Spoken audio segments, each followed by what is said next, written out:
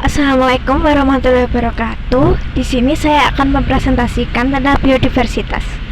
Sebelumnya, perkenalkan terlebih dahulu, nama saya Kandesna Najmi dengan nomor NPM 20107010153 dari kelas peternakan B Universitas Negeri Tidar. Pengertian biodiversitas. Biodiversitas adalah istilah yang menunjukkan keberagaman organisme yang hidup di suatu wilayah. Semakin banyak variasi gen, jenis, serta spesies yang hidup di lokasi tersebut, maka semakin tinggi biodiversitasnya.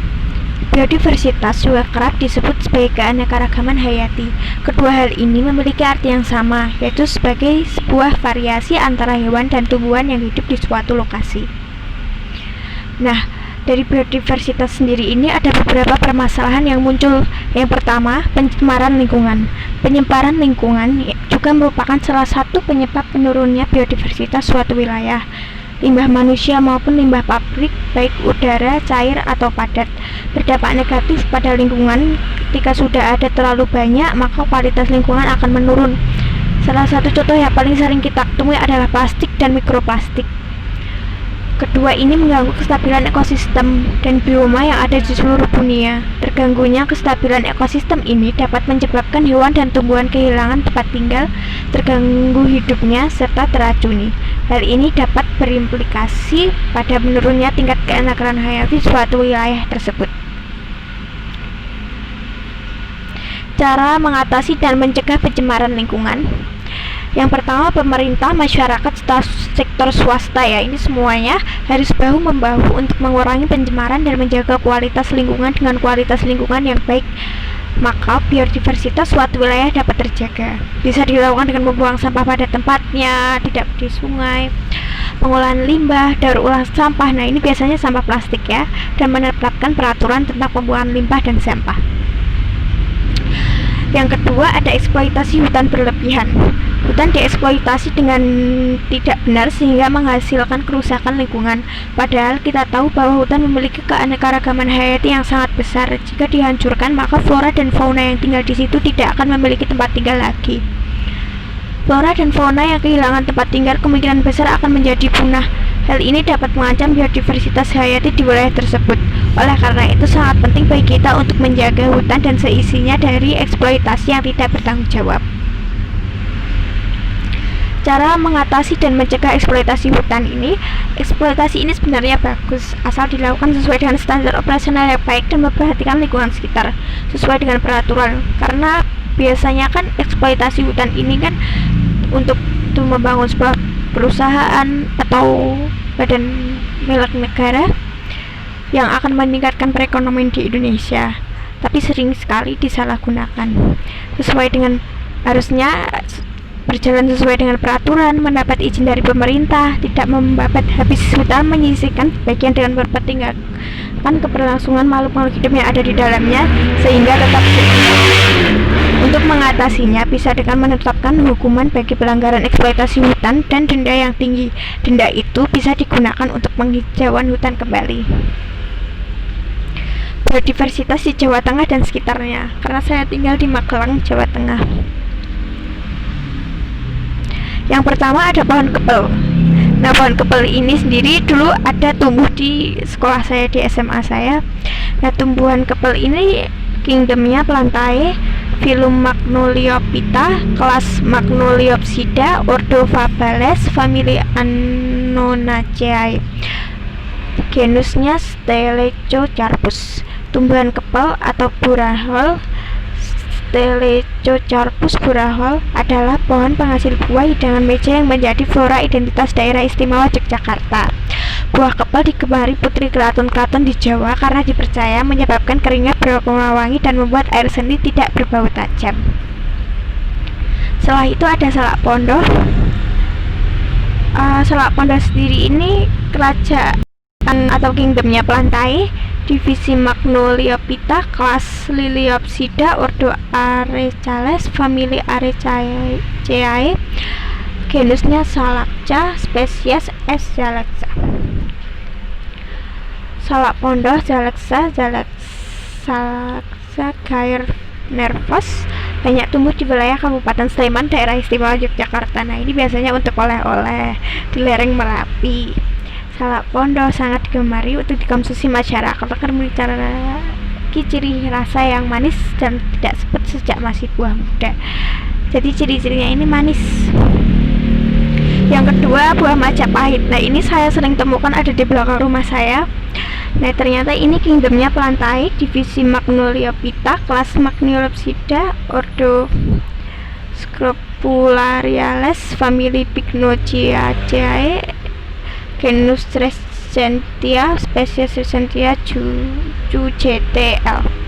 Nah, ini rasanya pahit sih, tapi untuk mengobati diare dan disentri, untuk mengobati darah tinggi, mengatasi rasa mual dan muntah yang melebihi selama masa kehamilan, sebagai obat untuk mempercepat pemulihan. Biasanya tersebar di Jawa Tengah. Yang kedua ada kembang kantil, cempaka putih. Nah, ini kingdom Plantae, divisi Angiospermae, kelas Magnolides, ordo Magnoliales, famili Magnoliaceae, genus Michelia, spesies Michelia Campaca L. Berasal dari Jawa Tengah ya. Manfaatnya bahan bangunannya seperti batang atau kayu, bahan baku intrusi seperti minyak, tafsiri, parfum, domestik, dan obat.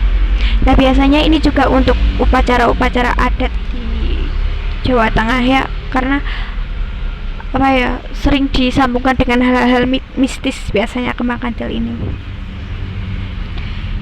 Kemudian ada sawo kecik. Nah, ini berasal dari Bantul, Daerah Istimewa Yogyakarta.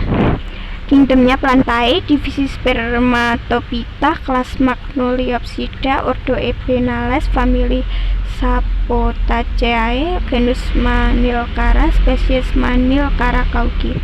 Buah Manilkara cauchi atau sawo kecik memiliki sejumlah manfaat untuk kesehatan, mulai dari membantu pembentukan sel darah merah hingga mengobati obat alami diare. Manilkara cauchi mengandung zat besi yang berguna membantu tubuh memproduksi sel darah merah. Nah, ini biasanya rasanya manis. Ya, kemudian dari faunanya sendiri, ini ada owa Jawa. Kerajaannya Animalia, filum Chordata, kelas Mammalia, ordo Primates, famili Ibatidae, genus Obates, spesial Desmoloch. Owa Jawa endemik Indonesia dan hanya ditemukan di Jawa Barat dan Jawa Tengah. Terdaftar sebagai spesies yang genting (CR) menurut kategori IUCN. Ancaman utama terhadap populasi berasal dari kehilangan habitat dan penangkapan untuk hewan peliharaan. Populasi owa Jawa di alam terus berkurang. Saat ini pergerakan hanya tersisa antara 2.000 sampai 4.000 ekor saja. Konservasi dilakukan secara in situ dan ex situ. Lalu kemudian ada kepodang. Nah, kepodang ini adalah burung khas Jawa Tengah ya. Bisa dilihat gambarnya, memiliki bulu warna kuning dan ada corak di sekitar matanya berwarna hitam. Nah, ini kingdomnya Animalia, filum Chordata, kelas Aves, ordo Passeriformes, famili Oriolidae, genus Oriolus, spesies Ochinensis. Kepodang adalah burung berkicau yang mempunyai bulu yang indah dan juga terkenal sebagai burung pesola yang selalu tampil cantik, rapi, bersih, termasuk dalam membuang sarang. Kepodang merupakan salah satu jenis burung yang sulit dibedakan antara jantan dan betina berdasarkan bentuk fisiknya. Burung kepodang termasuk jenis burung kurungan karena dibeli oleh masyarakat sebagai penghias rumah. Oleh karenanya, burung ini termasuk dalam komoditas perdagangan yang membuat populasinya semakin kecil. Lalu kemudian ada perkutut Jawa.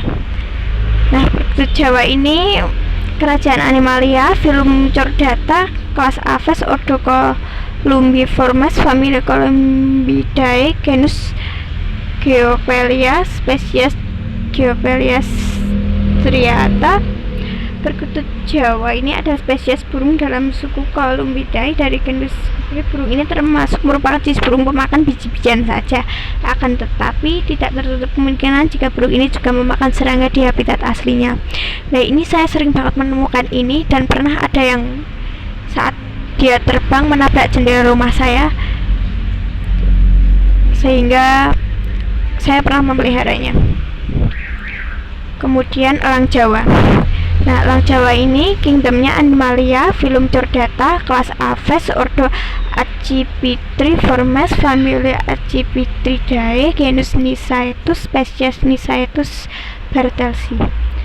Elang Jawa adalah salah satu spesies elang berukuran sedang dari keluarga Accipitridae dan genus Nisaetus yang endemik di Pulau Jawa.